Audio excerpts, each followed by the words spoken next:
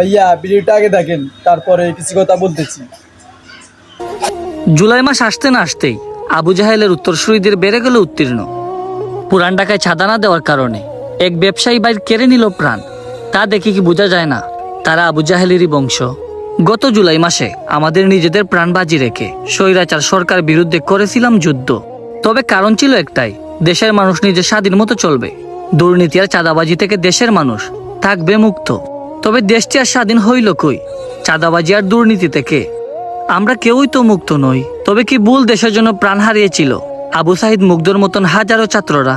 হে বাংলার যুবক, আবারও জেগে ওঠো, দুর্নীতিবাজদের চোখে চোখ রেখে কথা বলো। প্রয়োজনে আবু সাহিদ মুগ্ধর মতন দেশের জন্য প্রাণ দেব আমরা। তারপরও আগের মতো কোনো সাধারণ মানুষই যেন কোনো চাঁদাবাজদের হাতে হত্যা না হয়, আর আমার কোনো মাই যেন হারায় না তার কোনো সন্তান। আর বাংলার মানুষকে জাগ্রত করতে এই ভিডিওটি একটি শেয়ার দিয়ে যাবেন ভাইজান।